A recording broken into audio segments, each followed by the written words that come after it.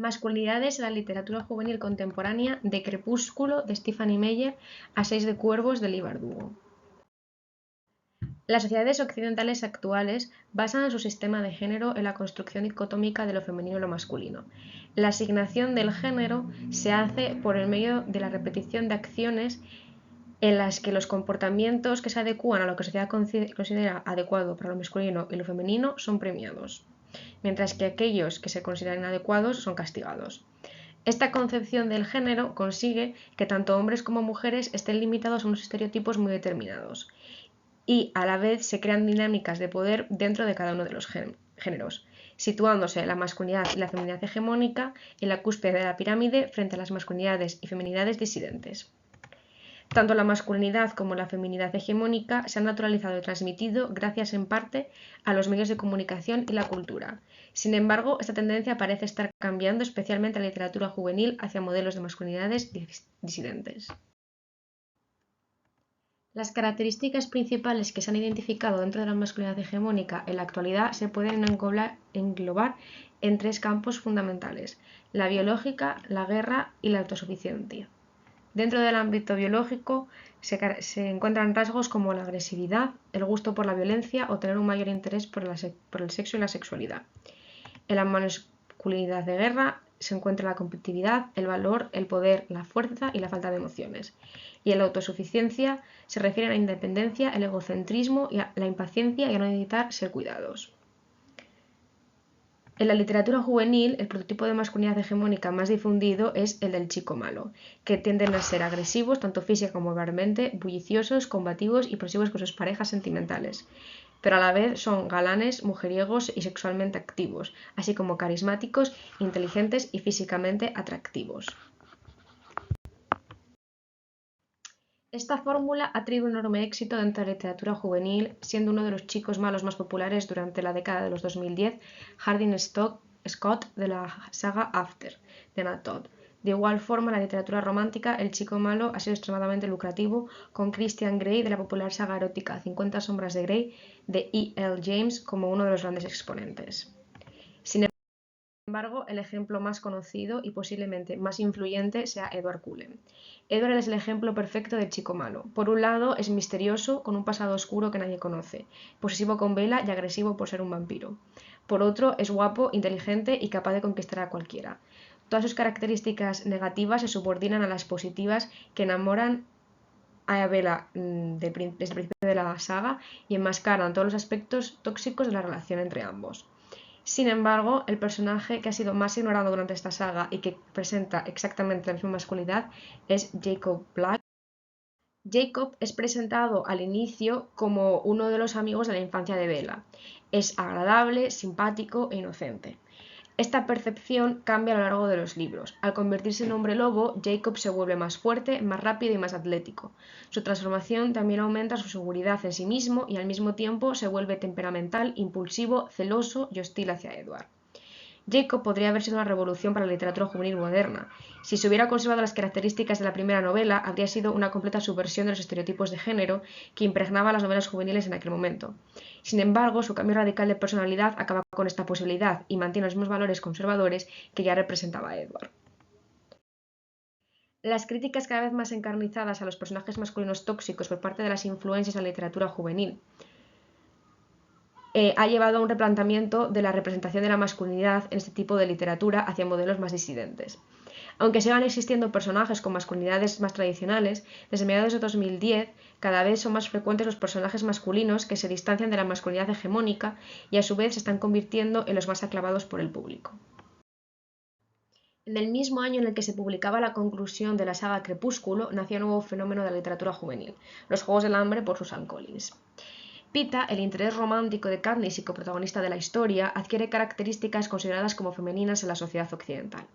A Pita se le describe en todo momento como un personaje dulce y tierno que no estaba preparado para sobrevivir a la crueldad de los Juegos del Hambre y que solo lo consiguió por haber contado con la ayuda de Katniss. En el momento de su publicación, este personaje fue amado y odiado a partes iguales.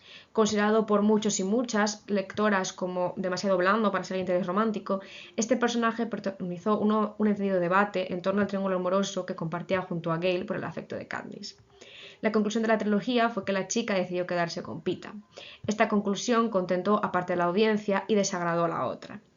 Visto con perspectiva, parece evidente que estas discusiones acaloradas estaban intrínsecamente relacionadas con los dos tipos de masculinidad que los personajes protagonistas representaban. Gale era una masculinidad más hegemónica, mientras que Pita simbolizaba una masculinidad más mixta. El odio de algunos al panadero estaba más relacionado con el tipo de personaje que era y no tanto por las acciones que tenía en la saga. Gracias al éxito incuestionable de esta trilogía, Los Juegos del Hambre se convirtió en el primer paso para que otras novelas juveniles implantaran modelos de masculinidad disidente que tuvieran un rol protagonista en la historia y que al final conseguían quedarse con el interés romántico de la misma. Si bien este personaje creado por Susan Collins fue el pionero del cambio, la tendencia actual parece imparable. Cada vez son más recurrentes este tipo de personajes en los grandes éxitos literarios y su aceptación se puede observar claramente en las redes sociales.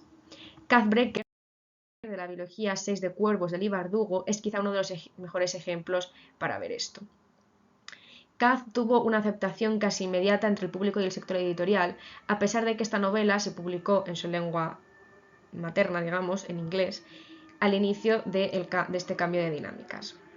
Esto se debe a la habilidad de la autora de ocultar la masculinidad disidente en un personaje en una historia extremadamente masculina.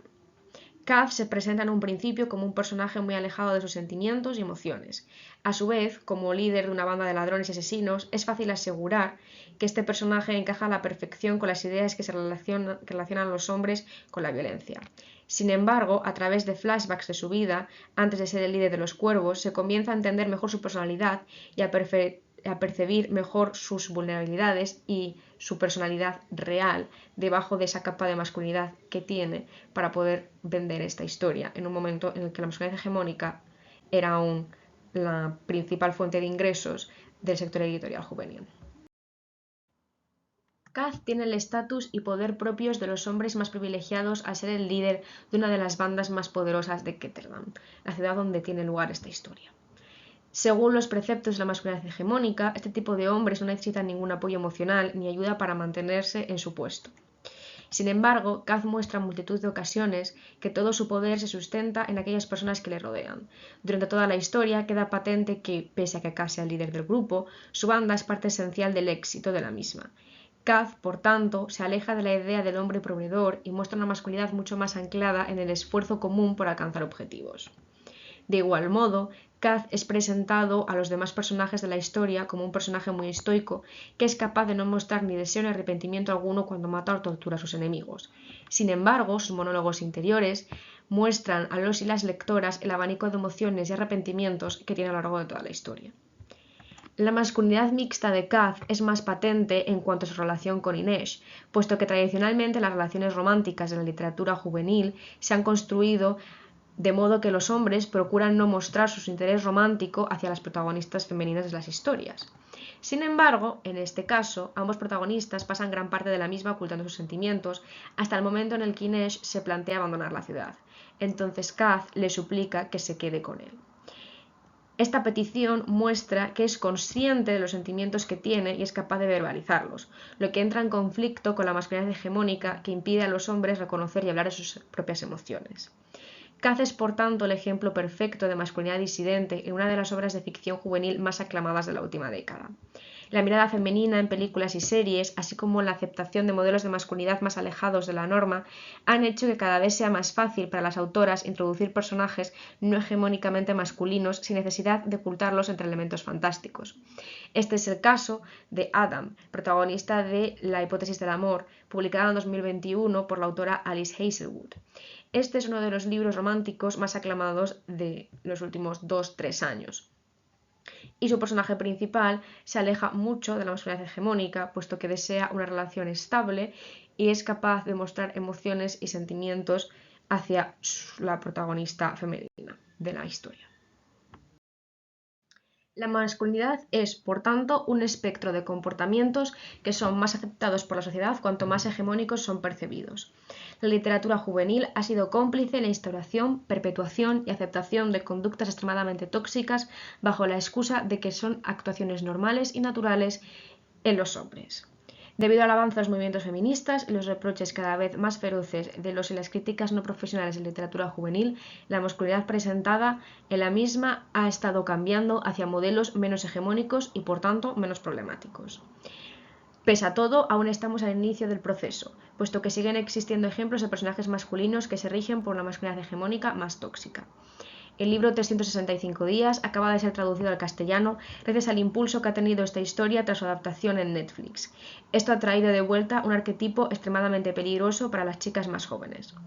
Pese a todo, estos personajes son cada vez más residuales o se utilizan para caracterizar a los antagonistas de las historias. La norma empieza a ser Kath Brecker y no tanto Jacob Black. Solo hace falta un poco de esfuerzo por parte del mercado editorial, progenitores y personal educativo para que estos personajes se mantengan y crezcan en representación, lo que podría alterar los gustos de las jóvenes y ayudarlas a mantener relaciones más sanas e igualitarias.